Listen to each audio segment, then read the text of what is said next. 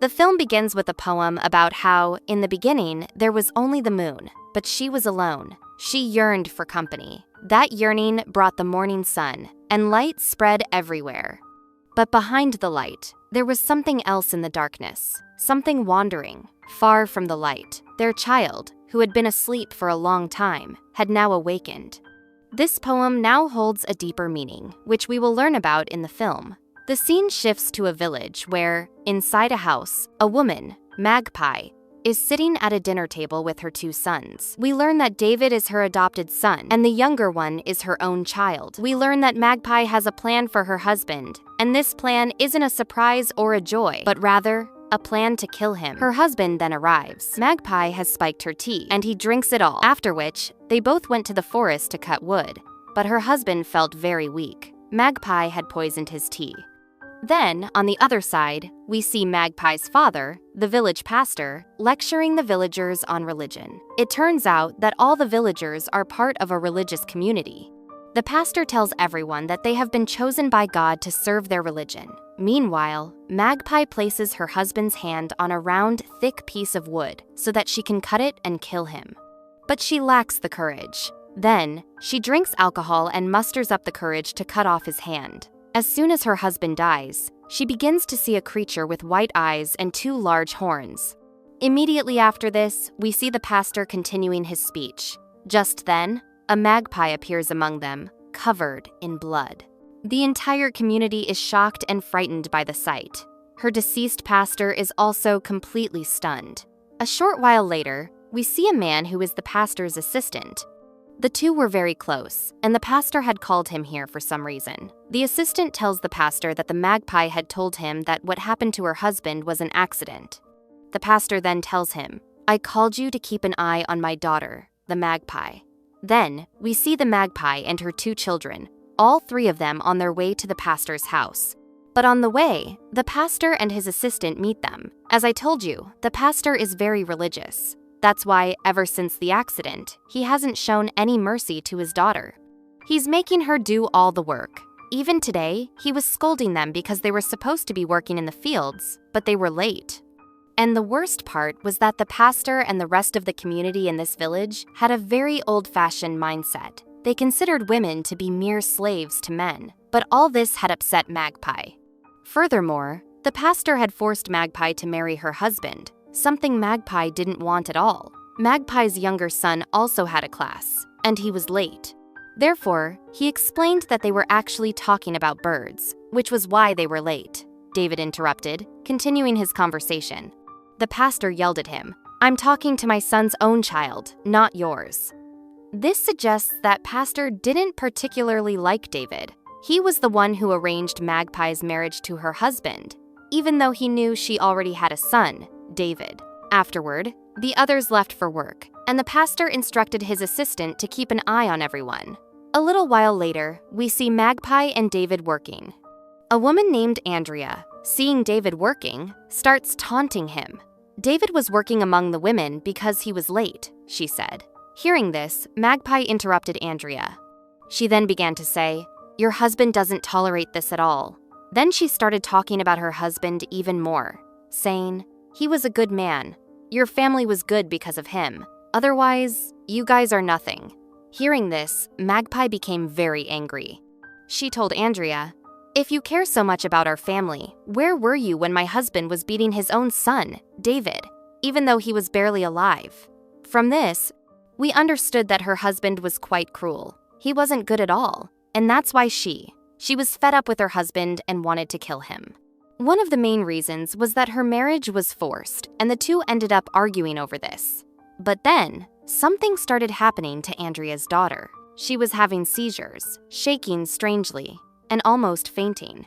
But Andrea blamed Magpie for all this, saying, "She's the one who did something to my daughter." Magpie didn't want to be put in any trouble, so she left with her son. But then, Andrea and her husband appeared before her. Andrea's husband started threatening Magpie, telling her to stay away from his family. Understand? Because they thought Magpie was a witch. They thought she had cast some witchcraft spell on their daughter, but that wasn't the case at all. That's why Andrea's husband told her, "You can drive everyone crazy, but not me."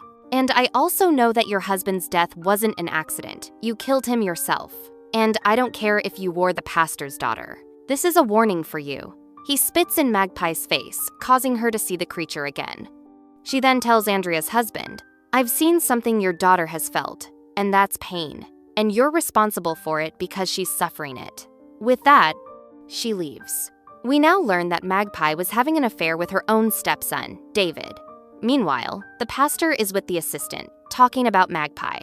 He says, "The villagers are associating my daughter with witchcraft, and now Andrea has even refused to come to work because of this." The pastor feels that his daughter, Magpie, needs a new husband and tells the assistant to marry him because it would be the best for her. The pastor asks his assistant to talk to David about this, as he was the eldest son.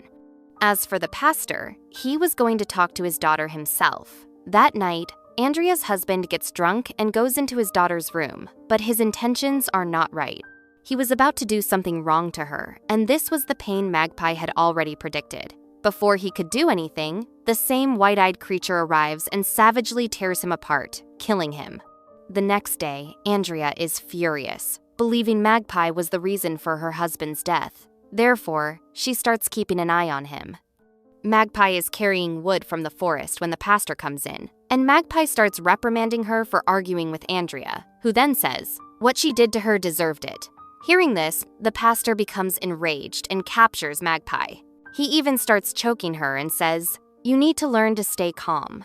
With this warning, he leaves. Then, Magpie says, "You got me married to a monster. You ruined your own daughter's life without a second thought. And yes, your days of being a god are about to end." This means that the pastor, who considers himself the god of the community, will be finished. With that, she leaves. Despite all this, Andrea continues to follow him. She is shocked by what she sees next. What that was? We are not shown this moment, and the scene cuts to the assistant who has come to David. It turns out they used to be very good friends, but their friendship broke due to family issues, and they haven't spoken in a while. Now the assistant has come to tell her that the pastor has asked her to marry Magpie. Then the assistant asks David, "Will you come to work or not?" David asks, "Won't you stop being the pastor's sycophant?" Hearing this, the assistant replies, "I'm not saying this at the pastor's behest, but I truly care about you all, because you have to work to survive." Then they embrace. The assistant tells him, "Even though the pastor asked me to marry Maccabee, I don't want to because I like someone else, and she likes someone else."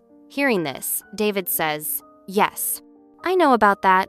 Then he begins applying black paint liquid to her neck. We then see the assistant at night. Yes, he was still with David, and again, his body is visible. He was applying paint. Magpie was also there, who was also making all this happen to him. Now, in front of the assistant was the same creature, and here we see that David and Magpie already knew about this creature. Magpie asks the assistant, "Do you want to live your whole life in lies?" This line implies that she is inciting the assistant against the pastor, who believed everything the pastor said, whether it was for or against him. Immediately, the assistant's eyes open. He couldn't understand whether what he saw was a dream or something that had happened in reality. But he first sketches the creature. Magpie is working when some members of the tribe arrive. Seeing them, she calls for David. But David has already been captured by Andrea. Andrea asks Magpie to come with them, after which they bring him to a secluded place. They were about to hang her when Magpie's young son brought the pastor there, saving her. Pastor slapped Andrea hard and asked, "What were you doing?" She replied, "I'm just doing what should have been done long ago." She then accused Magpie of killing her husband, saying, "I saw Magpie yesterday while I was chasing her. This is a conversation we didn't see." She explained that while she was chasing Magpie, she saw Magpie with the creature. She was completely under the creature's control, and she was applying black paint to herself, which oozes from her body. This led us to believe the black paint was the creature's. She then revealed a shocking revelation. Magpie and the creature had been very close. Pastor Andrea then asked, "What happened to your husband?" She explains, "When I went to my daughter's room, I saw my husband's body cut into 2 pieces. This was either done by Magpie herself or by the creature she was close to." Hearing this, Magpie claims Andrea is lying. Andrea then says, "I won't work with this Magpie anymore." But the pastor insists everyone remains silent until they find the root of the matter, and he sends everyone back to work. It turns out the creature was still in the forest. Sometime later, we see the pastor, who has come to his daughter, Magpie, who had a high fever, asks her what she did to Andrea's husband. She replies, "I did what he deserved." She laughs hysterically. Then, her father, Pastor, shows her a sketch of the creature that the assistant had made. Seeing this, she says, "I have to go to her," and then bursts into laughter. After all this, the pastor comes out and closes the door, having imprisoned Magpie alone inside. Just then, the assistant arrives, having learned that everything she saw was true. The pastor says, "I don't know anything about this," but now the villagers have turned against the pastor. So he resolves to punish his daughter. He then, along with the villagers, ties Magpie up and brings her to a secluded spot. They tie her up, hurling tomatoes at her, calling her a witch, and calling her a witch. But Andrea's daughter refuses to do so, knowing that Magpie was right. Just then, the pastor arrives, and everyone calms down. The pastor prays to God and promises that he will punish Magpie. "My own daughter has fallen for Satan's tricks and is becoming evil." Furthermore, she and her stepson, David, are agents of Satan's darkness, and because Magpie killed Andrea's husband, she will be punished. After saying this, he tells all the villagers to let her remain here, and God himself will punish her in the future. Then, on the other side, we see the creature, from which the black paint liquid is rapidly oozing, slowly covering the entire village. This means that darkness is spreading throughout the village, and it becomes clear that what these people were doing was nothing less than darkness. Andrea then comes to her daughter and says, "It's a good thing that you did it. What happened to the father was deserved." This means she knew her husband had evil intentions for their daughter. The assistant went to David, where David was imprisoned, and told him that the magpie was waiting for him in the forest and had sent him to fetch him. Upon hearing this, David went with him. But upon reaching the forest, he realized that the assistant had been lying to David and that this was all part of the pastor's plan. The pastor had called David to learn about the creature. But David laughed hysterically, having fallen under its control. Andrea was also present, and the pastor asked her where she had seen the creature. She replied that she had seen it right here. David replied that they could never kill her. The pastor replied that they could, and after saying this, he killed Andrea, after which he also killed David, who had learned about the affair between his daughter and David. He intended to kill Andrea because she was inciting the villagers against the pastor. This was also a reason for killing David, as David had also fallen under the creature's control. The pastor tells the assistant that they must tell the villagers that Andrea was killed by the creature and that David had tried to attack them. So, the assistant kills him in self-defense. Then the pastor and assistant begin to leave. But before leaving, the assistant catches a glimpse of the creature. The pastor was with his daughter, Magpie, and was taking care of her because he truly cared for her. He killed Andrea for Magpie's sake, and he also kept Magpie imprisoned inside the room to keep her safe. When Magpie wakes up, she finds herself in the same room. Then she sees David, wounded and begging for help. But we know he's dead. This means he wanted to show Magpie something. Now she asks the assistant, "Where is David?" But the assistant doesn't answer, instead asking, "What have you done to me? Ever since you guys applied that black liquid on me, I haven't felt well at all, and I keep seeing that monster. Not only that, but even the soil on this land doesn't taste right." This means that in the scene we saw, where the creature oozes black liquid and spreads throughout the village, the creature was actually corrupting the land because it wanted to destroy everything. Because, as we know, the villagers had become so blinded by religion that they had erased their humanity and become utterly evil. The darkness had completely engulfed them. Their minds had become completely corrupted. Therefore, everyone, including Magpie, was under the influence of that evil. She couldn't distinguish between right and wrong. She was killing people without any proof. The assistant then tells her, "I had no choice. That's why I killed David." Hearing this, Magpie can't believe it, but the assistant tells Magpie, "I feel like I'm not going to survive. And tell me, how am I still alive? After all, I've been caught in the creature's clutches." But Magpie pushes him away and leaves, only to see David again, walking away. Further down the path, She sees David's corpse, with a sign on it. Seeing this, Magpie becomes saddened by her inability to do anything to save him, and apologizes. This was David's intention all along, as he wanted to bring her back to his corpse. The creature's power also helped him in this. The assistant starts searching for Magpie, but she is with the creature. Just then, the creature comes to the assistant, completely filled with liquid, and she slits the assistant's throat, killing him. Her father, the pastor, witnesses this. Now, the pastor has no choice, as he himself witnessed his daughter doing all this. So he tries to pin him down and beat him. But then, the creature kills the pastor himself, causing Maccabee to laugh. This shows us that the pastor wasn't a good person either, as he too was abusive and oppressive. These same things were going on throughout the village, and because of all this evil and darkness, the creature was born.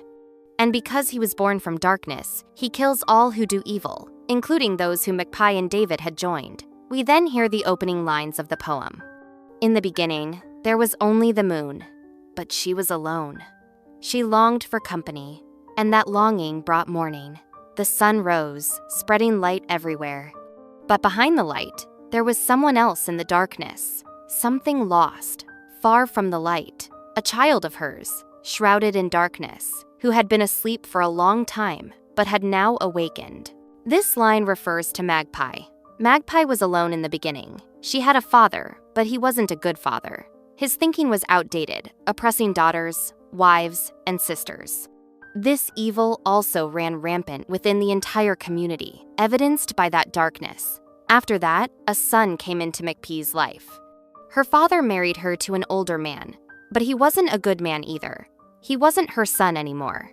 So, the son here meant David, with whom Magpie fell in love. But because of her husband, she accepted the darkness and saw the creature.